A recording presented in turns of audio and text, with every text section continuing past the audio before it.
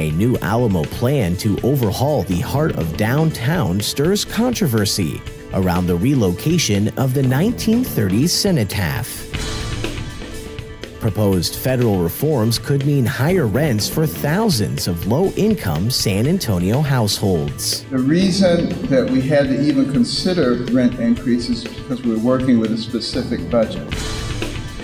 South San Antonio Independent School District administrators say this week's passage of a tax ratification election didn't have the legally required number of votes to take effect. And Governor Greg Abbott coordinates with President Trump for severe weather preparations. Governor Abbott says the Lone Star State is prepared for another major hurricane. I'm Chance Dorland with your Express Briefing for Friday, June 8th. Subscribe to this and other free content at expressnews.com/podcasts and get each day's top news and sports headlines delivered to your inbox at expressnews.com/newsletters.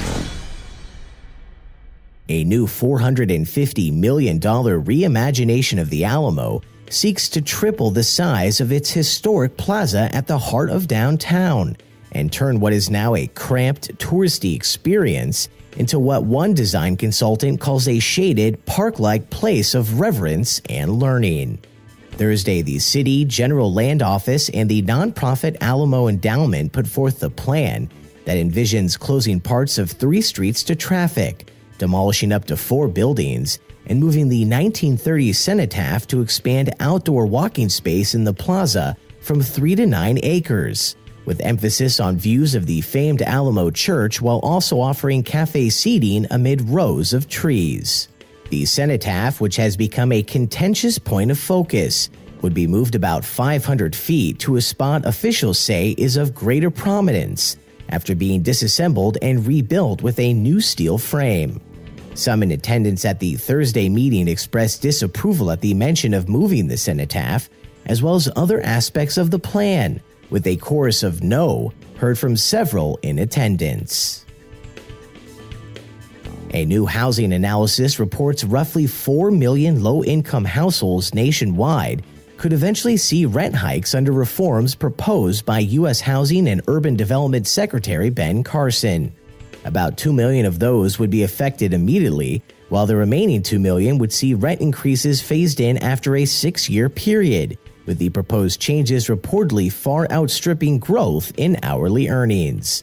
Here's the AP's Ben Thomas with more. Many recipients of housing aid have jobs, but an analysis done by the Center on Budget and Policy Priorities finds the proposed rent increase works out to roughly 20%. That's about 6 times greater than the growth in average hourly earnings. And the analysis finds families would be disproportionately affected. Of the 8.3 million people affected, more than 3 million are children. Carson's recommendations, which will require congressional approval, seek to eliminate various deductions that currently allow qualified tenants to reduce their rents, with rent to be based on a new formula of either 30 or 35% of a household's gross income, while also raising minimum rents from $50 to $150 per month for the poorest tenants who aren't elderly or disabled. In the San Antonio New Braunfels metro area, the analysis found 8,400 low-income households would be affected and will see an 18% average rent increase totaling $630 annually. However, that analysis excludes the San Antonio Housing Authority, which isn't required to follow Carson's proposal and can determine its own rent policies as a moving-to-work agency. Thursday, Carson said the proposal could be changed based on funding for the agency. A day after trustees for South San Antonio Independent School District voted to hold a tax ratification election this year, the district administration now says the measure didn't pass with the legally required number of votes to take effect. At a special meeting Wednesday, trustees voted 4-2 to ask voters to authorize increasing South San's tax rate by 13 cents per $100 of property value to address its $6.4 million budget shortfall. But a legal review found the action had fallen short of the 60% support the full board required by state law, as one absent trustee and 2 votes against gave the measure just 57% of the board, nullifying the scheduled election date for August 14th.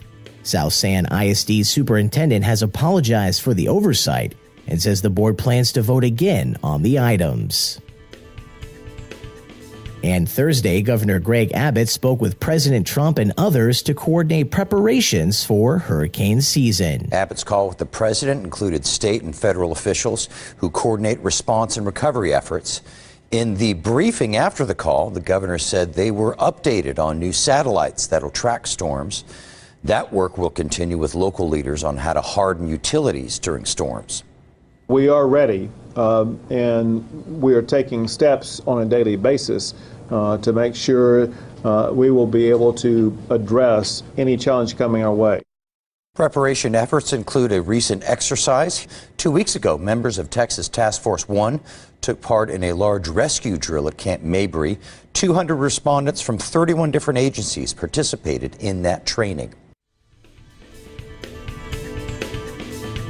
And that's your daily San Antonio Express News briefing for Friday, June 8th. Subscribe to this and other free content at expressnews.com/podcasts. I'm Chance Dorland.